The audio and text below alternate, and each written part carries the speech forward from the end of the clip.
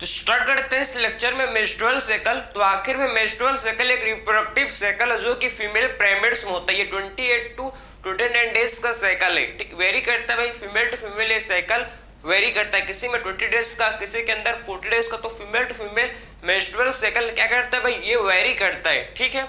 तो आखिर में फीमेल प्राइमेट्स जैसे कि मंकी, एप्स, ह्यूमन बीइंग में ये साइकिल होता है। समझ गए आपको। नॉन प्राइमेट्स में कौन सा साइकिल होता है भैया, नॉन प्राइमेट्स में होता है एस्ट्रस साइकिल, ठीक है। सबसे पहले बात करेंगे हम लोग जब मेंस्ट्रुअल साइकिल स्टार्ट होता है फीमेल के अंदर, कब स्टार्ट होता है भाई, एट प्यूबर्टी। जब फीमेल को प्यूबर्टी आता है तब फीमेल के बॉडी में क्या होता है बताओ जरा, मेंस्ट्रुअल साइकिल स्टार्ट होता है। जब मेंस्ट्रुअल साइकिल बिगिन होता है इसे क्या बोलते हैं, मेनार्क।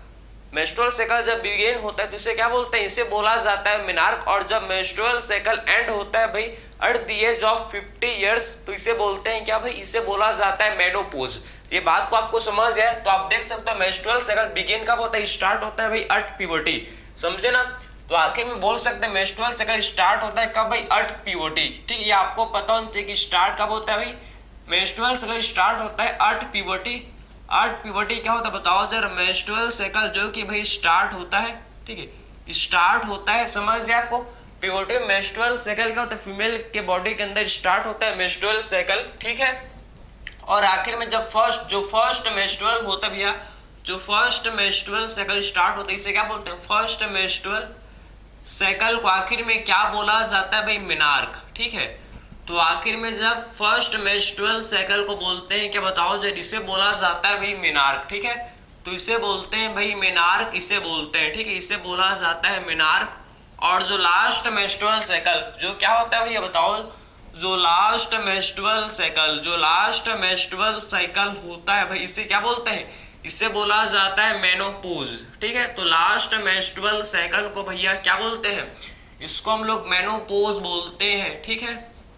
तो लास्ट मेंस्ट्रुअल साइकिल को बोला जाता है क्या बताओ सर, इसे हम लोग बोलते हैं भैया मेनोपॉज, इसे बोलते हैं मेनोपॉज, इसे बोलते हैं। समझ गए आपको। तो आखिर में भाई आपने ये समझ लिया कि एक्चुअल में आप देखो कि जो फर्स्ट मेंस्ट्रुअल साइकिल जब स्टार्ट होता है तो इसे बोलते हैं क्या, इसे बोला जाता है भाई मेनार्क। और जो लास्ट मेंस्ट्रुअल साइकिल होता है इसे क्या बोलते हैं, इसे हम लोग बोलते हैं मेनोपॉज। क्या बोलते हैं भैया, इसे बोला जाता है क्या, मेनोपॉज, इसे बोलते हैं। अब बात करेंगे कितने फेजेस, कौन कौन से फेजेस होते हैं भैया मेंस्ट्रुअल साइकिल में, इसको डिस्कस करेंगे, ठीक है। अब बात करते हैं फेजेस ऑफ मेंस्ट्रुअल साइकिल। क्या देखेंगे आप, फेजेस ऑफ मेंस्ट्रुअल साइकिल, ठीक है। तो फेजेस ऑफ मेंस्ट्रुअल साइकिल इसको हम लोग अब डिस्कस करते हैं।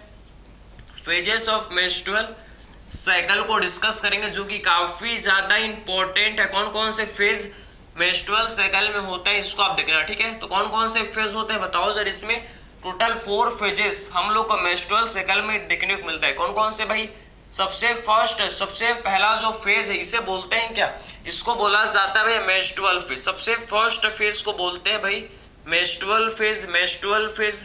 और मेंस्ट्रुअल फेज को ही क्या बोलते हैं बताओ जरा, मेंस्ट्रुएशन, ठीक है। मेंस्ट्रुअल फेज को बोला जाता है क्या, इसको बोलते हैं भैया मेंस्ट्रुएशन। इसे और क्या बोलते हैं, इसे बोला जाता है मेंस्ट्रुएशन, ठीक है। तो मेंस्ट्रुअल फेज को ही बोलते हैं मेंस्ट्रुएशन। सेकेंड जो फेज होता है क्या बोल, सेकेंड फेज को बोला जाता है फॉलिकुलर फेज, समझे ना। सेकेंड फेज को क्या बोलते हैं भैया, सेकेंड फेज को बोला जाता है फॉलिकुलर फेज इसे बोलते हैं, ठीक है। तो सेकेंड फेज को भैया क्या बोलते हैं बताओ जरा, सेकेंड फेज को बोला जाता है भाई फॉलिकुलर फेज, समझे ना। फॉलिकुलर फेज या फिर इसे क्या बोलते हैं, या फिर इसे बोला जाता है पॉलीफेरेटिव फेज, समझे ना। तो फॉलिकुलर फेज को ही क्या बोलते हैं, इसी को ही बोला जाता है भैया पॉलीफेरेटिव फेज, समझे ना। तो फॉलिकुलर फेज को ही क्या बोलते हैं, पॉलीफेरेटिव फेज, ठीक है। तो फॉलिकुलर फेज को ही बोला जाता है भैया पॉलीफेरेटिव फेज, इसे बोलते हैं, ठीक है। पॉलीफेरेटिव फेज इसे बोलते हैं। एंड थर्ड जो फेज होता है जिससे क्या बोलते हैं बताओ, थर्ड जो फेज होता है जिसे बोलते हैं ओव्यूलेटरी फेज। ओव्यूलेटरी फेज में मेनली ओव्यूलेशन होता है, ठीक है। तो ओव्यूलेटरी फेज में क्या होता है, ओव्यूलेशन।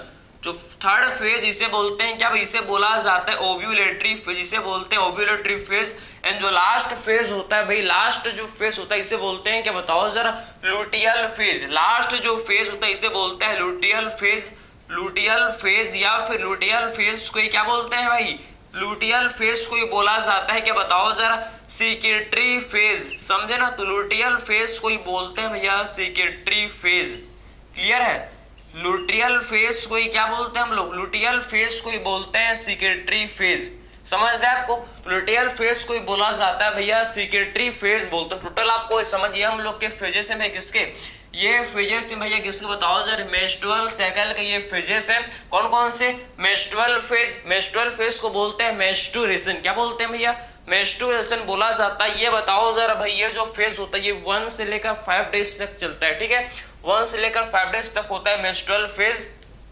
फॉलिकुलर फेज को ही क्या बोलते हैं, पॉलीफेटिव फेज इसे बोलते हैं। इसी में क्या होता है, फॉलिकुलर डेवलपमेंट, फॉलिकल्स का डेवलपमेंट होता है, इसी में एंडोमेट्रियम का पॉलीफरेशन भी होता है, ठीक है, समझ गए आपको। तो आखिर में फॉलिकुलर का, फॉलिकल्स का डेवलपमेंट होता है, इसीलिए क्या बोलते हैं इसको, इसीलिए इसे बोला जाता है फॉलिकुलर फेज। और पॉलीफेटिव फेज क्यों बोलते हैं, क्योंकि इसमें एंडोमेट्रियम का पॉलीफरेशन, क्योंकि क्या होता है, एंडोमेट्रियम का, जो यूट्रस का एंडोमेट्रियम होता है उसका क्या होता है भाई, पॉलीफरेशन, इसीलिए इसे बोला जाता है पॉलीफेटिव फेज भी।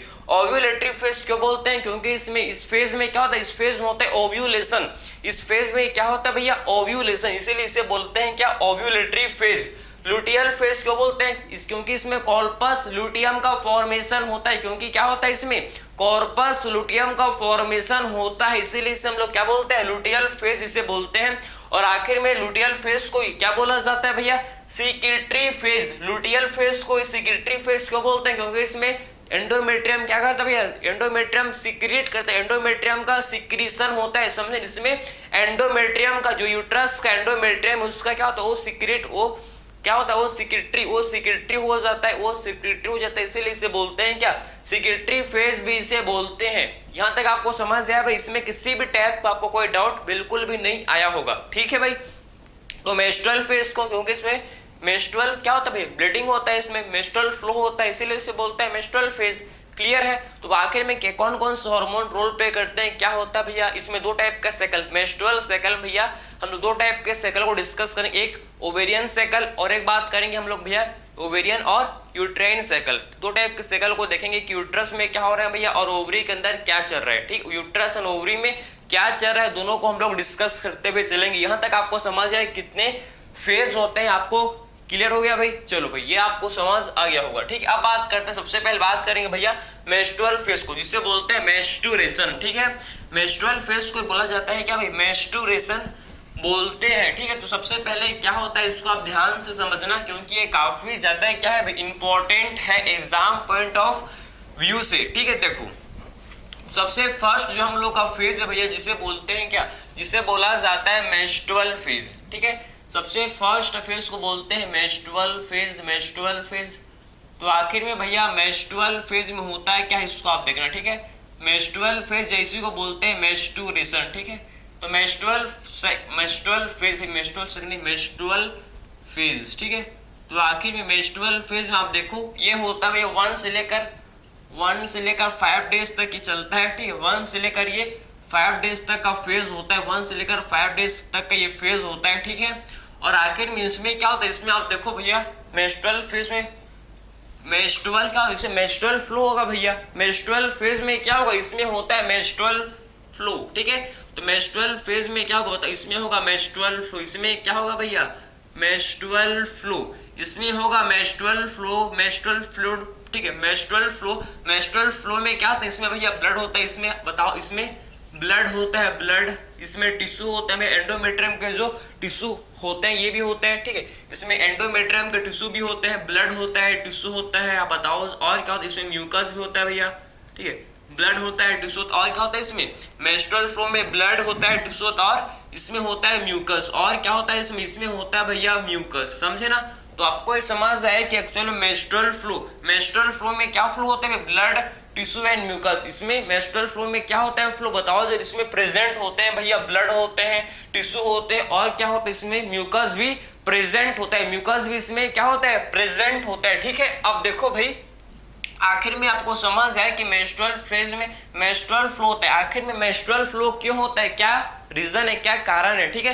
क्योंकि भैया इसमें आप देखो, क्योंकि क्या होता है इसमें, क्योंकि भैया इसमें क्या हुआ है, ब्रेक डाउन हुआ है एंडोमेट्रियम, क्योंकि क्या हुआ है भैया, ब्रेक डाउन ऑफ एंडोमेट्रियम, क्योंकि क्या हुआ है भैया, ब्रेक डाउन हुआ है किसका, एंडोमेट्रियम का, ठीक है, ब्रेक डाउन ऑफ एंडोमेट्रियम, क्योंकि एंडोमेट्रियम का भैया ब्रेक डाउन हुआ है, समझ आप, क्योंकि इसमें आप देखो एंडोमेट्रियम का क्या हुआ है, एंडोमेट्रियम का भैया ब्रेक डाउन हुआ है, समझे ना। एंडोमेट्रियम का जब ब्रेक डाउन हुआ है भैया, एंडोमेट्रियम का क्या हुआ बताओ जरा, जब ब्रेक डाउन हुआ है, क्यों हुआ है भैया, ड्यू टू, आपको ये समझ है ना कि मेंस्ट्रुअल फ्लो क्यों हो भैया, क्योंकि एंडोमेट्रियम लाइनिंग का किसका भैया, एंडोमेट्रियम लाइनिंग का ब्रेक डाउन हुआ। एंडोमेट्रियम लाइनिंग किसका भैया, यूट्रस का, ऑफ यूट्रस, समझे, एंडोमेट्रियम लाइनिंग किसका भैया, यूट्रस का जो एंडोमेट्रियम लाइनिंग हुआ है, मतलब यूट्रस का जो एंडोमेट्रियम लाइनिंग होता है उसका क्या हुआ है भाई, उसका ब्रेक डाउन हुआ है, जिसके चलते मेंस्ट्रुअल फ्लो हुआ है। आखिर में एंडोमेट्रियम के, आप बताओ एंडोमेट्रियम लाइनिंग का ब्रेक डाउन क्यों हो भाई, इसका क्या रीजन है, ड्यू टू डिक्रीज, आप देखो ड्यू टू भैया इसका क्या रीजन है, ड्यू टू डिक्रीज क्या भैया, due to decrease progesterone and estrogen, due to decrease progesterone and estrogen, ठीक है, समझ है आपको, progesterone and due to decrease progesterone and estrogen, clear हुआ आपको। तो आखिर में भैया आपको समझ आया कि एक्चुअल में क्या मतलब, आपको समझ आया कि क्यों आखिर में एंडोमेट्रियम लाइनिंग का ब्रेकडाउन हुआ, क्योंकि भैया प्रोजेस्टेरॉन एंड एस्ट्रोजन का लेवल काफी कम है। प्रोजेस्टेरॉन ही हार्मोन है भाई, प्रोजेस्टेरॉन ही वो हार्मोन है जो क्या करता है, एंडोमेट्रियम के लाइनिंग को मेंटेन करके रखता है। ये आपको पता होना चाहिए कि प्रोजेस्टेरॉन क्या करता है भैया, ये एंडोमेट्रियम के लाइनिंग को क्या करता है, मेंटेन करके रखता है, समझते आपको। अगर प्रोजेस्टेरॉन डिक्रीज हो गया, अगर प्रोजेस्टेरॉन डिक्रीज हो गया तो इससे क्या हो बताओ, इससे भैया हम लोग का जो एंडोमेट्रियम लाइनिंग का क्या हो जाएगा बताओ, ब्रेक डाउन हो जाएगा, समझ आपको।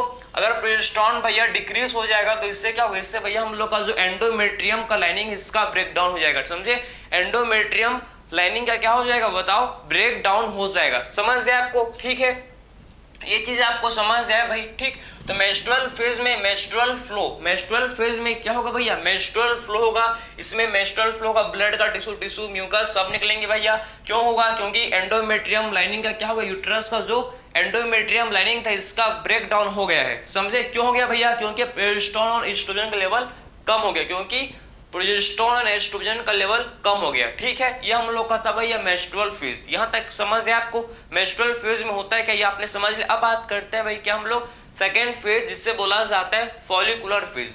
फॉलिकुलर फेज क्या बोलते हैं, फॉलिकुलर फेज को ही बोलते हैं भैया हम लोग, क्या बोलते हैं बताओ जरा, क्या बोलते हैं भैया, पॉलीफेरेटिव फेज, ठीक है। अब देखो, अब आप समझना अब होगा क्या, ठीक है। अब एफएसएच का लेवल क्या होगा भैया बताओ जरा, एफएसएच का लेवल इंक्रीज होगा, ठीक है। एफएसएच भैया हाइपोथैलेमस स्टिमुलेट करेगा, हाइपोथैलेमस से क्या होता है रिलीज, आपको पता है हाइपोथैलेमस होता है रिलीज भैया जीएनआरएच किसको स्टिमुलेट करता है भैया, एंटीरियर पिट्यूटरी को, और फिर एंटीरियर पिट्यूटरी दो हार्मोन को करता है रिलीज, एक एलएच और दूसरा एफएसएच। और जैसे ही जैसे भैया एफएसएच इंक्रीज होगा, एफएसएच का लेवल इंक्रीज होगा तो इससे क्या होगा, इससे फॉलिकुलर का डेवलपमेंट, फॉलिकल्स का डेवलपमेंट होता है, समझ रहे आपको। अब देखो सेकंड जो फेज है जिसे बोलते हैं क्या भैया हम लोग, जिसे बोला जाता है फॉलिकुलर फेज, जिसको बोलते हैं फॉलिकुलर फेज। और फॉलिकुलर फेज को क्या बोलते हैं भैया, फॉलिकुलर फेज को बोला जाता है क्या बताओ जरा, क्या बोलते हैं भाई, फॉलिकुलर फेज को बोलते हैं, क्या बोलते हैं भाई, इसी को पॉलीफेरेटिव फेज भी, ठीक है, इसी को ही क्या बोलते हैं, पॉलीफेरेटिव फेज भी से बोलते हैं, पॉलीफेरेटिव फेज भी से हम लोग बोलते हैं, ठीक है। अब देखो भैया ये फेज कितने दिन का, आखिर में साइकिल, ये फेज कितने दिन का, पॉलीफेरेटिव फेज आखिर में कितने दिन का फेज होता है, ये 6 से 13 डेज का, फिक्स नहीं होते कभी भी। ये जो follicular phase highly variable phase है, इसका वेरी करते रहता है, समझे, वेरी टू वेरी ये करते रहता है, ठीक है। अप्रॉक्स आप समझ जाओ कि 6 से लेकर 13 डेज, अगर मेंस्ट्रुअल साइकिल 28 डेज का है, ठीक है, अगर मेंस्ट्रुअल साइकिल 28 डेज का है भैया, तो आपको ये समझना है कि जो फॉलिकुलर फेज है, फॉलिकुलर फेज ये कितने दिन का होगा भैया, 6 से लेकर 13 डेज का, 6 to 13 डेज तक ये होता है, 6 से 13 डेज तक क्या होता है भैया हम लोग का फॉलिकुलर फेज होता है। इसमें आखिर में क्या होता है, नाम से समझ आए, इसमें फॉलिकल्स का डेवलपमेंट, इस फेज में क्या होता है बताओ जरा, फॉलिकुलर फेज भैया एफएसएच इंक्रीज होता है, इसमें हम लोग का एफएसएच FSH इंक्रीज होता है, FSH जब रिलीज होगा भैया, FSH जब इंक्रीज होगा, FSH फॉलिकुलर स्टिमुलेटिंग हार्मोन, ये क्या कराएगा भैया, फॉलिकल्स का डेवलपमेंट। आखिर में FSH क्या कराएगा बताओ सर, ये फॉलिकल्स का डेवलपमेंट, ये फॉलिकुलर डेवलपमेंट करेगा, फॉलिकल्स का डेवलपमेंट। अब बताओ ये फॉलिकल्स का क्या करेगा, ये फॉलिकल्स का भैया, फॉलिकल्स का कराएगा डेवलपमेंट। क्या कराएगा भाई, ये फॉलिकल्स का कराएगा डेवलपमेंट, और फॉलिकल्स का डेवलपमेंट होगा भैया, फॉलिकल्स का क्या होगा, फिर फॉलिकल्स का डेवलपमेंट होगा। और जब फॉलिकल्स का भैया डेवलपमेंट होता है, आप समझो जब फॉलिकल्स का क्या होता है भैया, डेवलपमेंट होगा, तो इससे क्या होगा, तो जरा फॉलिकल्स ग्रो करेंगे। आप देखो ये हम लोग के प्राइमरी फॉलिकल था, ये क्या था, ये भैया प्राइमरी फॉलिकल, आप समझ रहे, ये क्या, ये भाई ये है भाई प्राइमरी फॉलिकल, ये है प्राइमरी फॉलिकल, ये देखो ये है प्राइमरी फॉलिकल, ठीक है, ये है भैया प्राइमरी फॉलिकल, आप समझ रहे, ये है प्राइमरी फॉलिकल, ठीक है। ये है भैया सेकेंडरी फॉलिकल, आप देख सकते हो, ये है सेकेंडरी फॉलिकल, ये सेकेंडरी फॉलिकल, ठीक है, ये सेकेंडरी फॉलिकल भैया क्या बन गया, ये हम लोग सेकेंडरी फॉलिकल, ठीक है, इसको बोलते हैं कि इसे बोला जाता है सेकेंडरी फॉलिकल, सेकेंडरी फॉलिकल, ठीक है।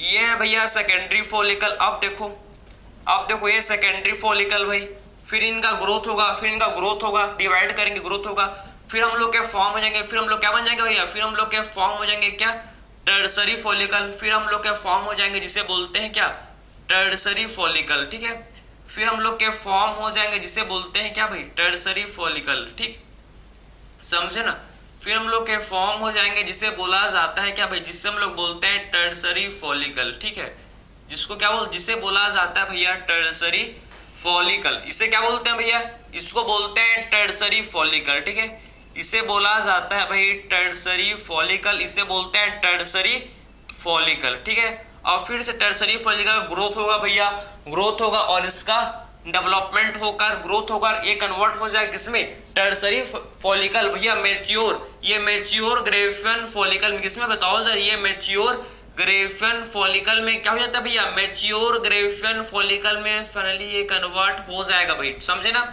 तो tertiary follicle finally mature Graafian follicle भैया कन्वर्ट हो जाएगा, ठीक है, समझ है आपको। टर्सरी फॉलिकल भैया मैच्योर ग्रेफियन फॉलिकल में क्या हो जाएगा, ये कन्वर्ट हो जाएगा।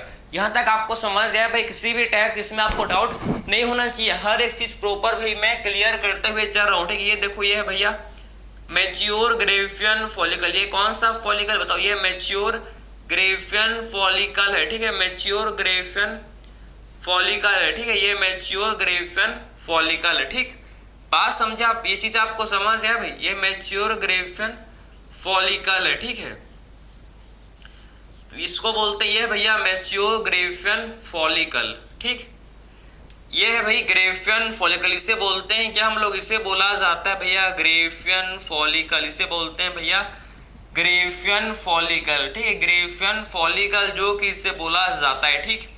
अब देखो भाई ये जो फॉलिकल्स का यहाँ पर क्या हो रहा है, यहाँ पर फॉलिकल्स का डेवलपमेंट, यहाँ पर क्या हो रहा है भैया, आप देख पा रहे हो यहाँ पर फॉलिकल्स का क्या हो रहा है, यहाँ पर डेवलपमेंट, यहाँ पर फॉलिकल्स का भाई डेवलपमेंट हो रहा है। और ये डेवलपिंग फॉलिकल्स, ये जो डेवलपिंग फॉलिकल्स आखिर में क्या सिक्रेट करता है, ये डेवलपिंग फॉलिकल्स भैया हम लोग के सिक्रेट करते हैं जिसे बोला जाता है क्या, जिसे बोला जाता है एस्ट्रोजन, समझे। तो डेवलपिंग फॉलिकल्स भैया क्या सिक्रेट करते हैं भैया, ये बताओ, ये सिक्रेट करते हैं भाई एस्ट्रोजन, क्या करते हैं, ये सिक्रेट करते हैं भैया जिसे बोलते हैं हम लोग क्या, जिसे बोला जाता है एस्ट्रोजन, ठीक है।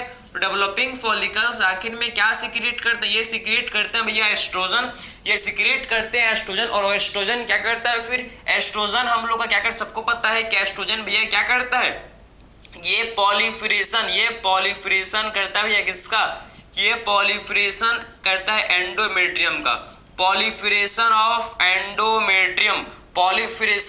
एंडोमेट्रियम, समझे ना, ये पॉलीफरेशन करता है किसका भाई बताओ तो जरा, एंडोमेट्रियम का, ये पॉलीफरेशन करता है भाई एंडोमेट्रियम का, समझ है आपको, क्योंकि एंडोमेट्रियम ब्रेक हो गया था भैया, एंडोमेट्रियम क्या हो गया था, एंडोमेट्रियम का ब्रेक डाउन हो गया था किसमें, मेंस्ट्रुअल फेज में। अभी हम लोगों ने देखा था कि मेंस्ट्रुअल फेज में क्या हो गया था भैया, एंडोमेट्रियम के लाइनिंग का क्या हो गया था भैया, ब्रेक डाउन हो गया था। उसी आप बताओ जरा, उसी एंडोमेट्रियम के लाइनिंग का क्या होगा वापिस, ये पॉलीफरेशन कौन करेगा भैया, एस्ट्रोजन, समझे ना। तो आखिर में एस्ट्रोजन क्या करेगा बताओ जरा, एंडोमेट्रियम की लाइनिंग का ये पॉलीफरेशन करेगा, एंडोमेट्रियम लाइनिंग का ये क्या करेगा भाई, ये उसका पॉलीफरेशन करेगा, ये उसका पॉलीफरेशन करेगा। समझ गए आपको। तो आपको ने ये समझ लिया कि एफएसएच इंक्रीज हुआ तो फॉलिकल्स का डेवलपमेंट हुआ, और डेवलपिंग फॉलिकल्स, जो डेवलपिंग फॉलिकल्स थे भैया आप देखो, डेवलपिंग फॉलिकल्स ने क्या सीक्रेट किया, इन्होंने सीक्रेट किया एस्ट्रोजन। इन्होंने क्या सीक्रेट किया भैया, इन्होंने सीक्रेट किया एस्ट्रोजन। एस्ट्रोजन फिर क्या करता है, एस्ट्रोजन भैया पॉलीफरेशन करता है किसका, एंडोमेट्रियम लाइनिंग का। समझे ना। तो आखिर में एस्ट्रोजन क्या करता है, ये भैया पॉलीफरेशन करता है किसका, एंडोमेट्रियम लाइनिंग का। यहां तक आपने समझ लिया। अब देखो भैया, अब आपको समझना है इसके बाद क्या होगा, आप समझो। ये तो आपको समझ आया कि ओवरी में भैया फॉलिकल्स का डेवलपमेंट हो रहा है। ओवरी में क्या हो रहा है, ओवरी में फॉलिकल्स का डेवलपमेंट हो रहा है, और यूट्रस में भैया पॉलीफरेशन हो रहा है किसका, एंडोमेट्रियम का। यूट्रस में एंडोमेट्रियम का क्या, एंडोमेट्रियम के लाइनिंग का क्या हो रहा है भैया, इसमें पॉलीफरेशन। क्या हो रहा है भैया, इसमें पॉलीफरेशन जो कि हो रहा है। ठीक है। अब बात करते हैं भैया आखिर में हम लोग एस्ट्रोजन और क्या करेगा भैया, एस्ट्रोजन आप देखो ये क्या करेगा, ये स्टिमुलेट करेगा किसको, ये स्टिमुलेट करेगा भैया आखिर में किसको बताओ जरा, एंटीरियर पिट्यूटरी को, जिससे एंटीरियर पिट्यूटरी दो हार्मोन को रिलीज करते हैं भैया। कौन कौन से हार्मोन को बताओ जरा, एक एलएच और दूसरा एफएसएच। ठीक है। तो एलएच को भी एस्ट्रोजन आप देखो भैया, ये एन नहीं है, सॉरी ये एस होगा, एस्ट्रोजन। ठीक है, एन नहीं एस होगा, एस्ट्रोजन। ठीक है। तो एस्ट्रोजन भैया एफएसएच को भी रिलीज कराता है। ठीक, एस्ट्रोजन और क्या करता है भैया, एस्ट्रोजन एफएसएच को भी रिलीज कराता है। समझे ना। तो एस्ट्रोजन जो कि भैया एफएसएच को भी रिलीज कराता है। अब नेक्स्ट जो फेज है उसको देखेंगे जिसे बोलते हैं ओव्यूलेटरी फेज। ठीक है। तो आपको समझ आए कि एस्ट्रोजन और क्या करेगा, एस्ट्रोजन और क्या करेगा, आप देखो एस्ट्रोजन भैया, एस्ट्रोजन और क्या करेगा, ये भाई स्टिमुलेट करेगा किसको, एंटीरियर पिट्यूटरी को, ये स्टिमुलेट करेगा भैया।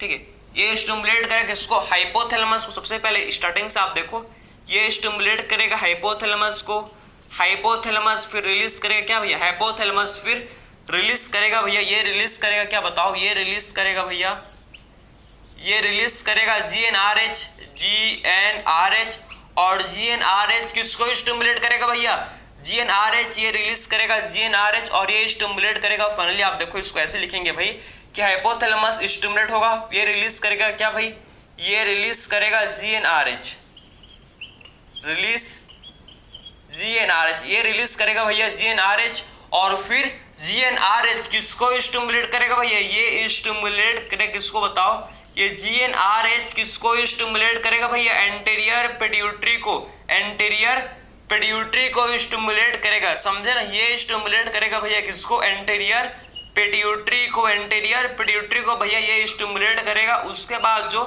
एंटीरियर पिट्यूटरी ये क्या रिलीज करेगा, एंटीरियर पिट्यूटरी दो हार्मोन रिलीज करेगा भैया, एंटीरियर पिट्यूटरी दो हार्मोन को रिलीज करेगा, एक है भैया एलएच और दूसरा है एफएसएच, एक है एलएच और दूसरा है भैया क्या बताओ जरा, एफएसएच। समझ है आपको।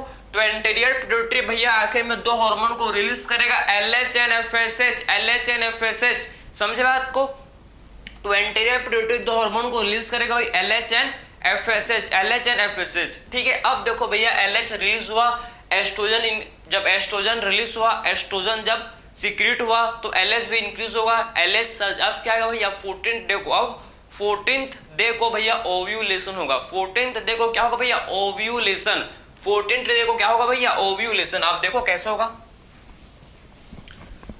आप समझना भैया। एक्चुअल में अब हम लोग का नेक्स्ट जो फेज है जिसे बोलते हैं भैया ओव्यूलेटरी फेज, जो लास्ट नहीं जो थर्ड फेज है जिससे बोला जाता है भैया ओव्यूलेटरी फेज। क्या बोलते हैं भाई, जिससे हम लोग बोलते हैं ओव्यू। हम लोग एज्यूम करके चल रहे हैं भैया कि मेंस्ट्रुअल साइकिल कितने दिन का है बताओ जरा, हम लोग एज्यूम करके चल रहे हैं भैया कि मेंस्ट्रुअल साइकिल जो कि 28 डेज का है। ठीक है, समझे ना। ये वेरी करता है, मैं आपको बताया हूँ स्टार्टिंग में ही कि फीमेल टू फीमेल ये साइकिल ये टाइम वेरी करता है। समझ गए आपको। अब देखो जो थर्ड फेज है जिसे बोलते हैं क्या भैया, ओव्यूलेटरी फेज। थर्ड फेज को बोला जाता है ओव्यूलेटरी फेज, इसे बोलते हैं क्या हम लोग, इसे बोलते हैं ओव्यूलेटरी फेज।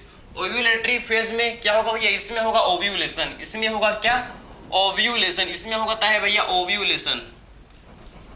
ठीक है। तो ओव्यूलेटरी फेज में क्या होगा बताओ, इसमें होगा ओव्यूलेशन, और ओव्यूलेटरी ओव्यूलेशन कब होगा भैया 14th डे को।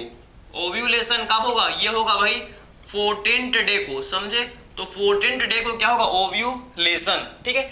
इस 14th डे को क्या होता है भाई एलएच सर्ज, इसमें आता है क्या एलएच सर्ज, एलएच सर्ज आएगा भैया, फिर क्या होगा एलएच सर्ज आएगा, फिर क्या होता है बताओ जरा, फिर होता है रैप्चर, फिर भैया जो ग्रेफन फॉलिकल का होता है रैप्चर। जब एलएच सर्ज आता है भैया, जब एलएच का लेवल काफी हाई 13th डे को भैया, 13th डे को एलएच का लेवल काफी हाई हो जाता है, काफी ज्यादा इंक्रीज हो जाता है एलएच और एफएसएच का लेवल, जिससे भैया हम लोग का एलएच सर्ज आता है, एलएच सर्ज आता है। फिर क्या होता है, फिर आप देखो 14th डे को भैया रैप्चर होता है, किसका रैप्चर होता है भैया ग्रेफन फॉलिकल, ठीक है। 14th डे को फिर क्या होता है रैप्चर होता है भैया ग्रेफन फॉलिकल, जो कि रैप्चर होता है, ठीक है। तो आप देखो 14th डे को रैप्चर होता है ग्रेफन फॉलिकल, ठीक है।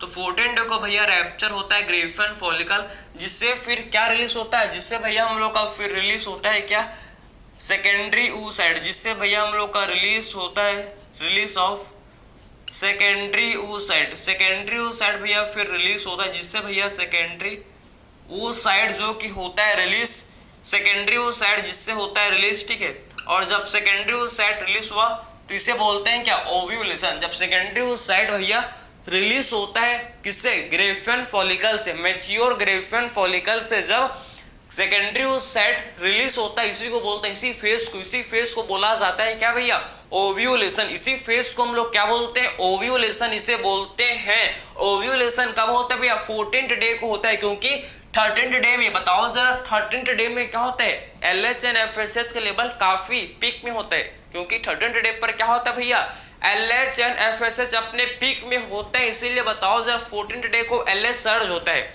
समझे ना। 14th डे को क्या होता है एलएच सर्ज होता है, एलएच सर्ज में क्या होता है बताओ, इसमें जो ग्रेफन फॉलिकल इसका रैप्चर होता है, और जिससे भैया सेकेंडरी oocyte क्या होता है, जिससे सेकेंडरी oocyte जो कि रिलीज होते हैं, सेकेंडरी oocyte भाई रिलीज होते हैं। ये समझ जाए कि ओव्यूलेटरी फेज में ओव्यूलेशन होता है भैया 14th डे को, ठीक है। समझ पा रहे हैं भैया आपको, ठीक। अब जो लास्ट फेज है जिसे बोलता है लुटियल फेज, या फिर इसी को भैया सिक्रेटरी फेज भी बोलते हैं। आप देखो जो लास्ट फेज है इसको आप देखना, जो कि काफी ज्यादा इंपॉर्टेंट है भैया, काफी ज्यादा इंपॉर्टेंट है, ठीक है। एग्जाम पॉइंट ऑफ व्यू से काफी इंपॉर्टेंट है, जिसको हम लोग क्या बोलते हैं भैया, जिसे बोला जाता है भाई लुटियल फेज, जिसे बोलते हैं क्या लुटियल फेज, या फिर इसी को लुटियल फेज को ही क्या बोलते हैं, इसी को ही भैया सिक्रेटरी फेज भी बोलते हैं, ठीक है। लुटियल फेज को ही बोला जाता है सिक्रेटरी फेज, इसी को ही क्या बोलता है सिक्रेटरी फेज भी इसे बोलते हैं, ठीक है। सिक्रेटरी फेज भी इसे बोलता है लुटियल फेज को, जो कि भैया 14 डेज का होता है, जो कि 14 डेज का होता है, 14 दिनों का ये फेज होता है भैया, और ये फिक्स होता है, कांस्टेंट होता है, इसमें कोई भी चेंज नहीं होता। फिक्स मतलब फिक्स, 14 दिन का मतलब 14 दिन का होगा, मतलब 14 दिन का ही होगा, एक दिन भी आगे पीछे नहीं होता। फिक्स्ड फेज है, कांस्टेंट फेज होता है भैया लुटियल फेज, ठीक है।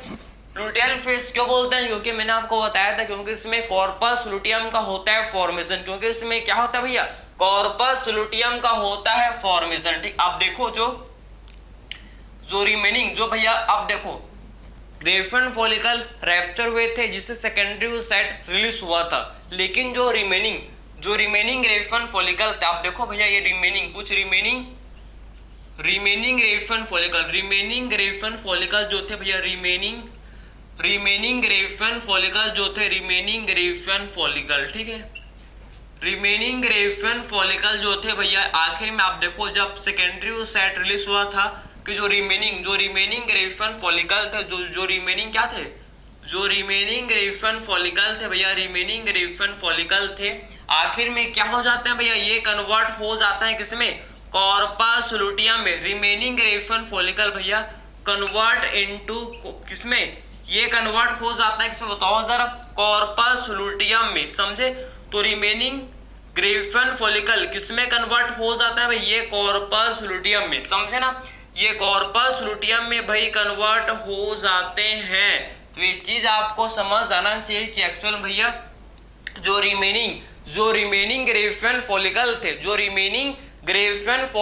थे, भाई ये कॉर्पस लुटियम में कन्वर्ट हो जाते हैं, समझे ना।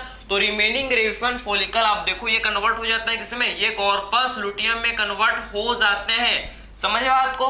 तो आखिर में लुटियल फेज में क्या होता है भैया, कॉर्पस लुटियम का फॉर्मेशन। ठीक है, तो लुटियल फेज में कॉर्पस लुटियम का होता है क्या, फॉर्मेशन। कॉर्पस लुटियम का होता है फॉर्मेशन। अब देखो भैया आखिर में जो LH है, LH क्या करता है पता है आपको, ये मेंटेन करता है किसको भैया, कॉर्पस लुटियम को। LH किसको मेंटेन करता है भाई, ये देखो पूरे कहानी को आप समझना।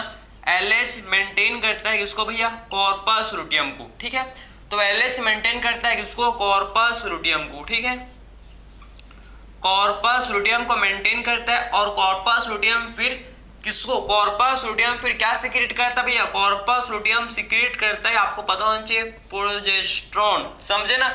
तो कॉर्पस लुटियम क्या सिक्रेट करता है भैया, ये सिक्रेट करता है प्रोजेस्टेरोन। ये सिक्रेट करता है क्या भाई, प्रोजेस्टेरोन। और प्रोजेस्टेरोन क्या करता है फिर, प्रोजेस्टेरोन मेंटेन करता है भैया प्रेगनेंसी को। समझे ना।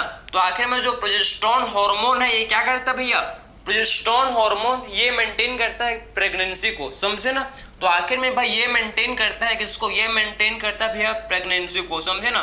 तो प्रोजेस्टेरोन जो कि मेंटेन करता है किसको भैया, ये मेंटेन करता है प्रेगनेंसी को। समझे, ये मेंटेन करता है किसको भैया, प्रेगनेंसी को, जो कि प्रोजेस्टेरोन मेंटेन करता है। ठीक, समझ आपको। तो आपने कहानी को समझा कि LH भैया, LH मेंटेन करता है किसको, कॉर्पस लुटियम को। कॉर्पस लुटियम सिक्रेट करता है प्रोजेस्टेरोन। और आखिर में जो प्रोजेस्टेरोन है ये किसको मेंटेन करता है, ये बताओ, ये मेंटेन करता है प्रेगनेंसी को। ये मेंटेन करता है भैया एंडोमेट्रियम के लाइनिंग को। ये मेंटेन करता है किसको भैया, ये मेंटेन करता है भाई एंडोमेट्रियम के लाइनिंग को। ये मेंटेन करता है किसको, एंडोमेट्रियम के लाइनिंग को, एंडोमेट्रियम लाइनिंग को। समझे ना।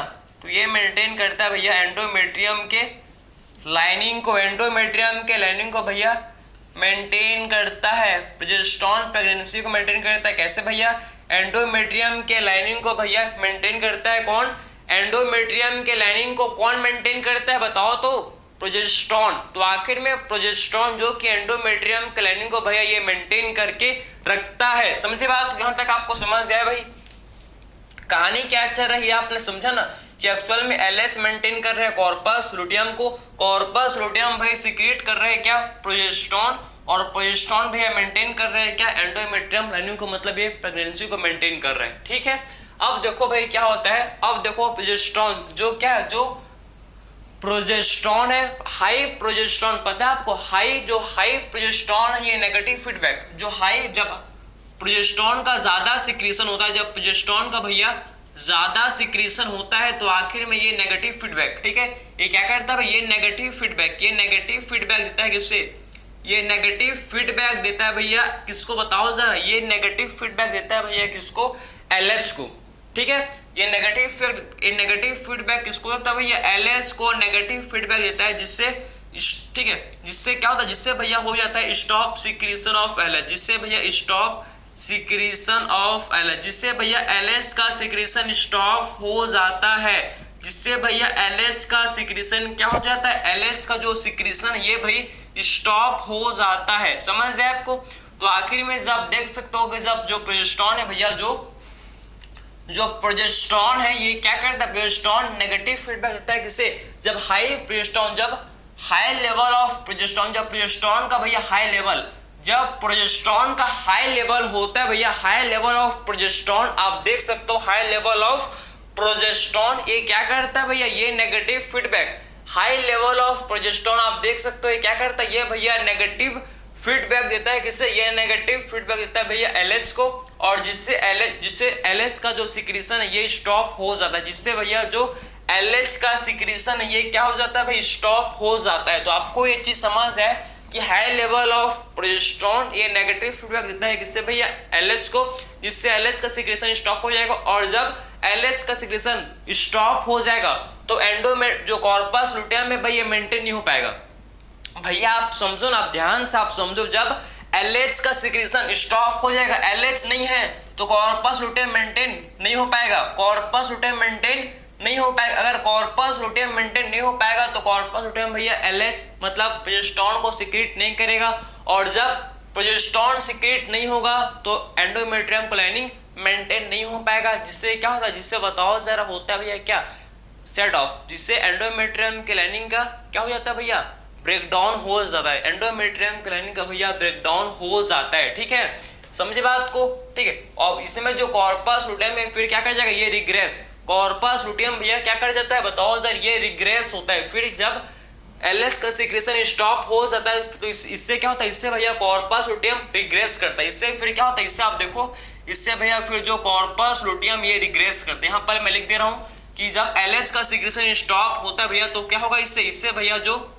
कॉर्पस लुटियम है ये रिग्रेस करेगा, कॉर्पस लुटियम भैया क्या करेगा, रिग्रेस, समझे। इससे जो कॉर्पस लुटियम ये रिग्रेस करेगा, समझे, आपको क्लियर हुआ आपको। तो आपने समझ लिया कि LH है। आप ध्यान से सुनो, जब प्रोजेस्टेरोन का हाई लेवल, जब हाई लेवल ऑफ प्रोजेस्टेरोन क्या करेगा भैया, हाई लेवल ऑफ प्रोजेस्टेरोन ये नेगेटिव फीडबैक देगा, किससे, ये हाई लेवल ऑफ प्रोजेस्टेरोन ये नेगेटिव फीडबैक देगा भैया LH को, जिससे LH का सिक्रेशन स्टॉप हो जाएगा। अगर LH का सिक्रेशन स्टॉप हो जाएगा तो LH का सिक्रेशन जब रुक जाता है, LH का सिक्रेशन जब स्टॉप हो जाएगा भैया तो आखिर में आप समझो कि क्या होगा, इससे जो कॉर्पस लुटियम है मेंटेन नहीं हो पाएगा। जब कॉर्पस लुटियम मेंटेन नहीं हो पाएगा तो कॉर्पस लुटियम रिग्रेस करेगा, कॉर्पस लुटियम मेंटेन नहीं होगा भैया तो क्या होगा, कॉर्पस लुटियम रिग्रेस कर जाएगा। और कॉर्पस लुटियम जब रिग्रेस करेगा भैया तो प्रोजेस्टेरोन सीक्रेट नहीं होगा। अगर प्रोजेस्टेरोन सीक्रेट नहीं हुआ तो एंडोमेट्रियम के लाइनिंग का भैया ब्रेकडाउन हो जाएगा। तो सारा आपको सीक्वेंस आपको समझ जाए कि एक्चुअल में हो क्या रहा है भैया, यहाँ पर चल क्या रहा है, आपको समझ जाए कि LH कितना इंपॉर्टेंट है। तो high level of progesterone negative feedback देगा LH को, जिससे LH का सिक्रेशन रुक जाएगा भैया। और LH फिर जब LH का सिक्रेशन स्टॉप हो जाएगा तो कॉर्पस लुटियम रिग्रेस करेगा। क्या करेगा भैया, कॉर्पस लुटियम रिग्रेस करेगा, समझे ना। तो ये चीज आपको समझ है, ये चीज आपको समझ है, किसी भी टाइप का आपको इसमें डाउट थोड़ी है भैया। देखो एक बार देख लो, आपके एनसीईआरटी का डायग्राम को आप समझना काफी ज्यादा इंपॉर्टेंट। जस्ट मैं एक सेकंड एनसीईआरटी के जो डायग्राम है भैया आपके एनसीईआरटी में, उसको मैं आपको बताऊंगा जो कि काफी इंपॉर्टेंट है। ये आपके एनसीईआरटी में दिया है भैया, आप देखो, ये आपको दिख, ये आपके एनसीईआरटी में दिया, ये आप देख पा रहे हो, ये एनसीईआरटी में दिया है आपके। आप ध्यान से उसको आप समझना, ठीक। आप देखो भाई उसको ध्यान दिख रहा है, आई होप आपको ये दिख रहा होगा, ठीक है, ये आपको दिख रहा होगा, ठीक है। अब देखो भाई इसको आप ध्यान से आप देखना, इस डायग्राम को आप ध्यान से आप देखना। आप देखो आप दिख रहा है आपको, हाँ आप ये आपको दिख रहा है भाई, ठीक है, ये आप हाँ अब देखो आप ये आपको अच्छे से आप दिख रहा है, ठीक है। तो आप देख सकते हो कि ये आपका एनसीईआरटी का डायग्राम है, मेंस्ट्रुअल साइकिल का जो दिया डायग्राम इसका, ठीक है। आप देखो भाई इसमें आप देखो ध्यान से, किसमें आपको दिख रहा है uterine event, ovarian hormone level, ovarian event और पिट्यूटरी हार्मोन लेवल। आप देख सकते हो कि फर्स्ट 1 से 5 डेज तक मेंसेस मींस यहाँ पर मेंस्ट्रुअल फ्लो, यहाँ पर क्या हो रहा है, यहाँ पर आप देखो भाई मेंस्ट्रुअल फ्लो है 1 से 5 डेज तक, मेंसेस मींस मेंस्ट्रुअल फ्लो हो रहा है, ठीक है। उसके बाद 6 to 13 डेज तक आप देखो क्या हो रहा है, यहाँ पर डेवलपिंग फॉलिकल्स, यहाँ पर फॉलिकल्स का डेवलपमेंट 6 से लेकर 13 डेज तक आप देखो भाई यहाँ पर फॉलिकल्स का, देखो यहाँ पर फॉलिकल्स का, यहाँ पर क्या हो, यहाँ पर फॉलिकल्स का भैया डेवलपमेंट चल रहा है, फॉलिकल्स के यहाँ पर डेवलपमेंट चल रहा है। उसके बाद देखो 14 डे पर LH सड़ जाता है भैया, 14 डे पर LH सड़ जाता है, यहाँ होता है ओव्यूलेशन। 14 डे पर LH सड़ जाता है और क्या होता है, इसमें होता है ओव्यूलेशन। और आप देख सकते हो कि 14 डे पर ओव्यूलेशन हुआ, यहाँ पर एस्ट्रोजन का लेवल हाई है, एस्ट्रोजन अपने पिक पर है और FSH और LH दोनों का लेवल पिक में है। आप देखो यहाँ पर, देखो यहाँ पर FSH और LH, यहाँ LH और FSH का लेवल पिक में है ये। तो यहाँ पर होता है LH सर्ज, यहाँ क्या हुआ, यहाँ हुआ भैया 14 डे पर LH सर्ज हुआ, 14 डे पर क्या हुआ, LH सर्ज, ओव्यूलेशन हुआ। अब देखो ओव्यूलेशन हुआ जिससे सेकेंडरी oocyte रिलीज हुए और फिर डेवलपिंग हुआ।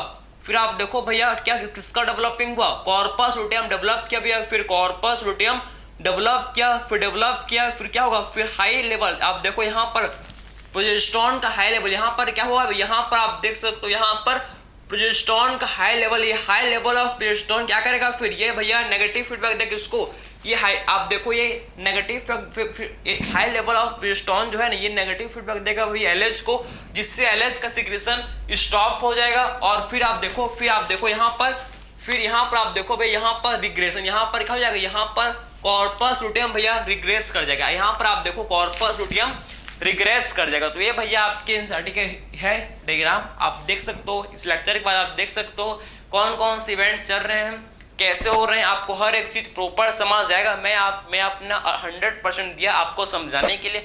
आई होप भाई लेक्चर आपको समझ आया होगा, इसमें आपको किसी भी टाइप का कोई भी डाउट नहीं आया होगा। तो मिलते हैं भाई अगले लेक्चर में। Thank you.